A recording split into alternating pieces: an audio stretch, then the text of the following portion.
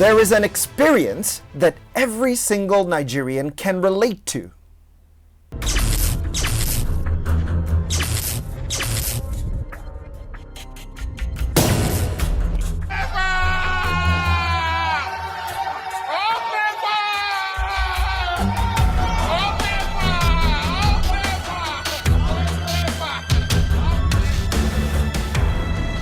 Electricity generation in Nigeria began in Lagos in 1886 with the use of generators to provide 60 kilowatts.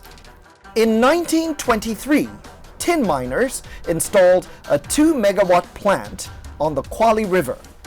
6 years later, the Nigerian Electricity Supply Company, a private firm, was established near Jos to manage a hydroelectric plant at Kura to power the mining industry. Then, another private enterprise was established in Sapele by United Africa Company to power the activities of African Timber and Plywood Company. Between 1886 and 1945, electric power generation was rather low, with power provided largely to Lagos and other commercial centers such as mining industries in Jos and Enugu. The colonial government created an electricity department within the Public Works Department, which then installed generating sets in many cities to serve government reservation areas and commercial centers. In 1950, the Legislative Council of Nigeria began moves to integrate the electricity industry when it enacted a law to establish the Electricity Corporation of Nigeria, with the duties of developing and supplying electricity. ECN took over the electricity sector activities within the PWD and the generating sets of native authorities. In 1951, the firm managed 46 megawatts of electricity. Between 1952 and 1960, the firm established coal-powered turbines at Oji and Ijora, Lagos, and began making preliminary plans for a transmission network to link the power generating sites with other commercial centers. 1961, ECN completed a 132 kV transmission line linking Lagos to Ibadan via Shagamu. In 1965, this line was extended to Osogbo, Benin, Ogeli to form the Western System. 1962, a statutory organization, the Niger Dams Authority, was formed to build and maintain dams along River Niger and Kaduna River.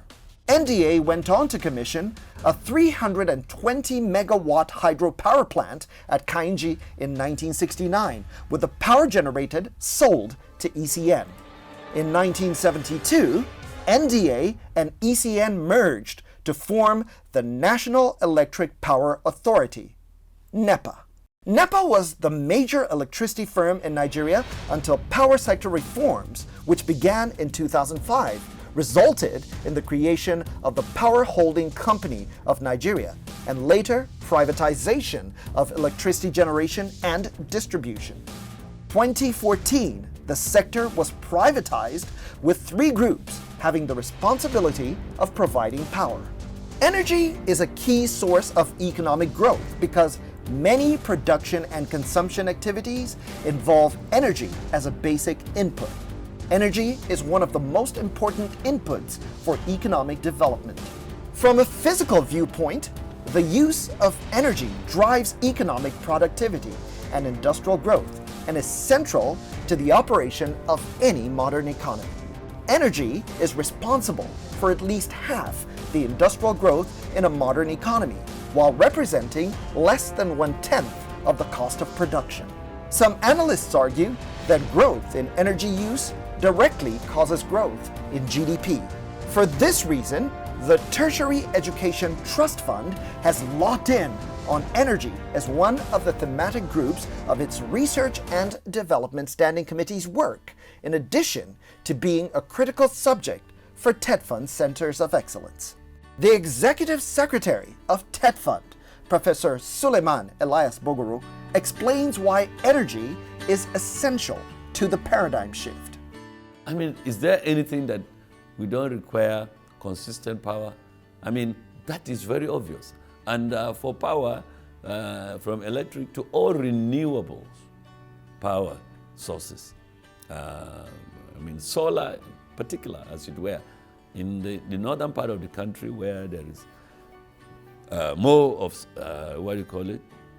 consistent sunshine. We want to harvest it for maximum utilization for purposes of generating power for the beneficiary institutions. You want to be sure that your ICT unit, the power is there, the laboratories. There are some experimentation that if light goes off for 48 hours, the whole experiment has been messed up. You better imagine that. And then, like I said about vaccine, the storage of vaccine requires, prescribed temperatures. And in most cases, below zero, far below zero. And especially for Pfizer vaccine, you're talking about -70 as it were. And it's for other vaccines that may not be as low as that. But look at it, if you don't have regular power supply, that is a problem. But more importantly, like I said, looking at the options of renewable energy and consistent with environmental prescription, climate change requirements and all. Professor Abubakar Sambo is the chairman of the Energy Thematic Group of the TED Fund Research and Development Standing Committee. He gives an overview on the state of Nigeria's power sector. The power sector in Nigeria is very epileptic at the moment. Number one, you have a population of more than 200 million, and the power sector that is available for this huge number of Nigerians is at best about 5,000 megawatts. And this leads to massive load shedding all over the Federation. And so many Nigerians, overwhelming majority for that matter, are not happy with the power situation of the country. So TED Fund set out through our thematic group to see that in the years to come, a lot of projects and programs that touch on research and development will come up with outputs that at the end of the day will help improve the situation of power sector significantly. The electricity sector in Nigeria generates, transmits, and distributes megawatts of electric power that is significantly less than what is needed to meet basic household and industrial needs. 2012, the industry labored to distribute 5,000 megawatts, very much less than the 40,000 megawatts needed to sustain the basic needs of the population. This deficit is also exacerbated by unannounced load shedding, partial and total system collapse, and power failure. To meet this demand, many households and businesses resort to purchasing generating sets to power their properties. This source of energy provided 6,000 megawatts in 2008. There are several levels of comparison. If you take the average sub-Saharan Africa, when I say sub-Saharan Africa, I remove North African countries. North African countries at the moment, they have near 100% electricity access. But if you remove them, then the sub-Saharan Africa, they have average electricity consumption of about 500 kilowatt hour for each sub-Saharan African. Whereas that 5,000 megawatts considered over 1 year by 200 million Nigerians, it works out to a little more than 200 kilowatt hour for each Nigerian. So you can see we are just about 40% of the African average. Indeed, if you take the sub-Saharan African average of 500 kilowatt hour for Nigerian situation, we will need about 11,500 megawatts. If we are to be at the level of sub-Saharan Africa at the moment, not 5,000 megawatts, we should be having about 11,500 megawatts. Now, to push you further, to tell you further, if you take the world average, and these are figures that are computed and publicized by International Energy Agency, which is a powerful body that does a lot of energy analysis. IEA says that the world average electricity consumption per capita is 2,600. If you apply that to the Nigerian situation right now, 200 million Nigerian world average, it will culminate into a figure of about 59,000 megawatts. Africa today is the continent with the worst energy poverty, with about 600 million Africans living without access to electricity. IEA in 2009 puts the Nigerian energy access rate at 62%. The top 12 African nations that have much better electricity access rates are Mauritius with 100% access, Tunisia with 100% access, Egypt with 99.8%, Algeria with 99.1%, Morocco with 99%, the Seychelles 99%, Cape Verde 61%, South Africa with 94%, and Gabon with 92%.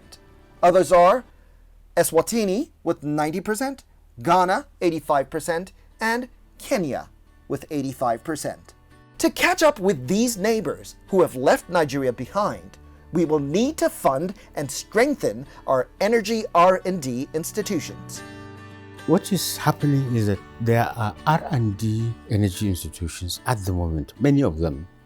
There's the Energy Commission of Nigeria, there's the Nigeria Atomic Energy Commission, there's the National Agency for Science and Engineering Infrastructure, and so on and so forth.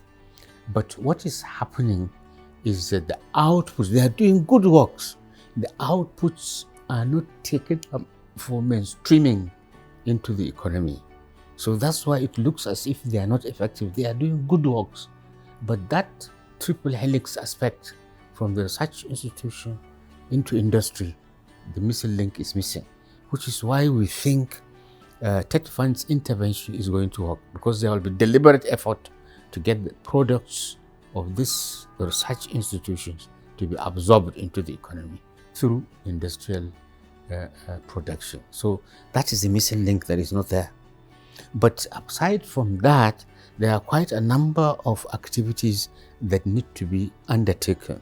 And what the thematic group I'm heading has done is to group the R&D activities into three.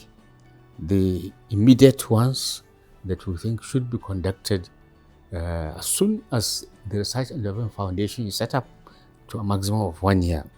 Then the medium-term ones, the ones that should be undertaken between 1 and 3 years, and the long-term ones that should be taken between 3 to 5 years.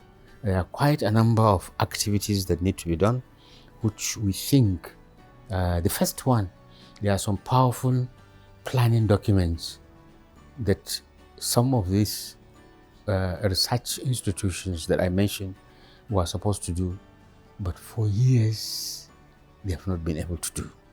So we think within a matter of months, with the seriousness of the TET Fund idea, we are going to have stakeholders, not necessarily Energy Thematic Group. We invite others from the institutions that I mentioned to come, we sit with them, we develop those documents. Then there are other strategies that could be taken up immediately, like issue of combined cycle gas turbines. What is it that is bedeviling them? Then the issue of off-grid mini-grids that could be done right away. In fact, there are some technologies like nuclear modular reactors. There are small nuclear reactors that could be deployed quickly to start producing electricity. So what we do research-wise is like industry research. We brainstorm, we ask, we check, and we find the best way to do. Look at what other countries have done, how they've made it. So these are the quick wins. We think they are the low-hanging fruits. Then the ones that require more detailed study, in fact, we may even use laboratories to check. Those are the ones that we'll do between 1 and 3 years. And the ones at the very end will be the ones that are very long term, like the studies to ensure nuclear power comes upstream. Nuclear power is a bit of a long thing.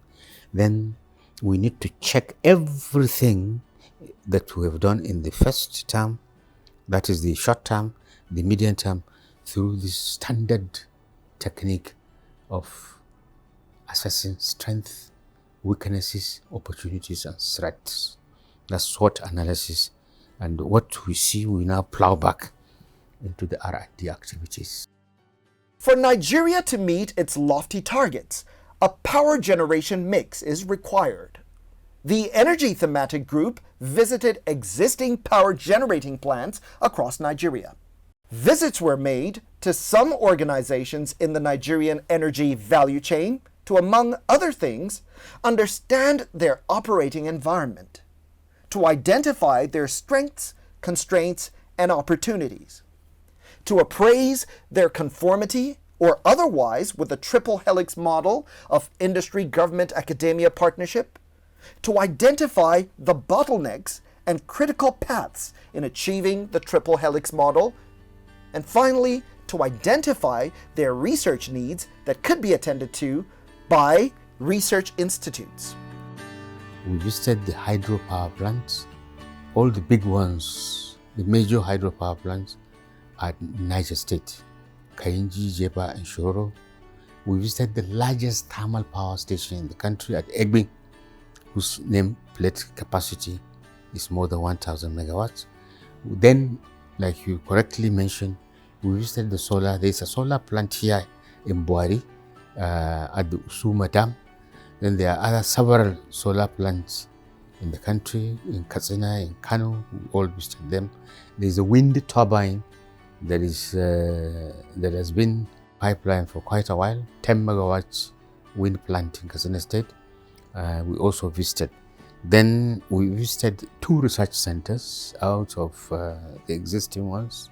There are several. We visited the Center for Energy Efficiency and Conservation at the University of Lagos. We also visited the Center for Energy Research and Training at Ahmadu Bello University Zaria.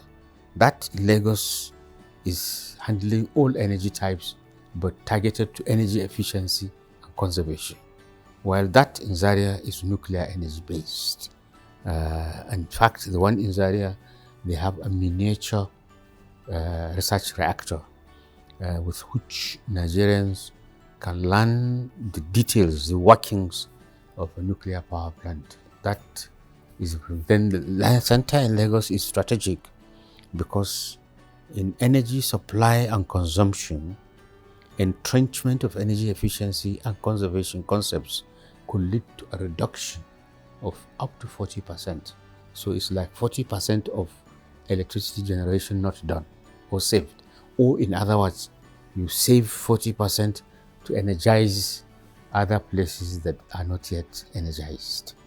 So that's why they are very important. So the visits we did were very good. They reminded us of what we knew and even showed us a few things that we were not aware. And I think it's very healthy so that by the time we get cracking in terms of research and development, we'll have some of these things that we have seen fresh in our mind. What is the way forward for electricity supply in Nigeria? The Energy Thematic Group recommends the following: increased electricity generation through expansion of the energy mix. The energy mix for electricity generation should be expanded from the current 2 sources of gas and hydro to 7 of gas, hydro, clean coal, nuclear, solar, wind, and biomass. This is necessary for the significant increase in electricity supply from the current 4,500 megawatts to about 63,000 megawatts by the year 2030. And that will enable Nigeria meet Goal 7 of the UN's SDGs. Special Purpose Vehicle for Expansion of the Energy Mix for Electricity Generation. The NIPP/NDPHC model should be appropriately amended to bring on board the expanded energy mix of renewable and clean coal plants, as well as modular nuclear reactors. This should include the power plants and the associated infrastructure for evacuating the power. The plants, after completion, should be sold or concessioned to the private sector after transparent bidding processes. The expansion of the energy mix. Now, the mix should be undertaken in an organized fashion based on the determination of the nation's electricity demand and supply projections, deploying computer-based models as done by the Energy Commission of Nigeria using the 2050 Pathway Calculator tool, initially developed by the DECC of the UK, but adapted to our local conditions. Other recommendations include integrating Vision 30-30-30 for power with goal number 7 of the SDGs, and also with the recent Siemens roadmap for power. To use embedded power plants to bridge the demand and supply gaps in municipalities that are major load centers. To use off-grid and mini-grid plants for locations far away from transmission networks. To use small modular reactors as mini-grids and embedded power plants to provide electricity with no carbon dioxide emissions. The provision of gas and other fuels. The numerous gas fields of the nation should be developed to ensure that the nation's gas power plants, which are the majority of the existing power plants, get the quality and quantity of gas they need. Also, arrangements with the relevant MDAs and indeed the private sector should be made for the provision of coal, uranium, and biofuels for future power plants, so that when the plants are ready, there will be no delays due to a lack of needful fuels. Government should also hold investment summits to get the private sector to better understand Nigerian terrain and to get a clearer picture of the economic potentials of the Nigerian electricity market. There should be an entrenchment of energy efficiency and conservation. Local production of spare parts and power plant components are very critical. And prompt arraignment for energy thefts. Anyone caught dealing electricity supply components or doing illegal connections or bypassing meters should be promptly dealt with in line with extant provisions. The establishment of a National Research and Development Foundation to be funded by the federal government and TED Fund and having its instrument passed into law will significantly address the much-needed research and development gaps in all sectors of national development. The NRDF should have a unit on energy that will be responsible for addressing energy R&D, as well as the implementation of the triple helix model deploying the recommendations of this presentation. This will lead to adequate and reliable energy supply in a sustainable manner with potentials for increasing the national revenue base and leading to job creation. There is a need for the organized private sector, development partners, and entrepreneurs to be encouraged to support research and development projects and programs of the Foundation. And that is the paradigm shift.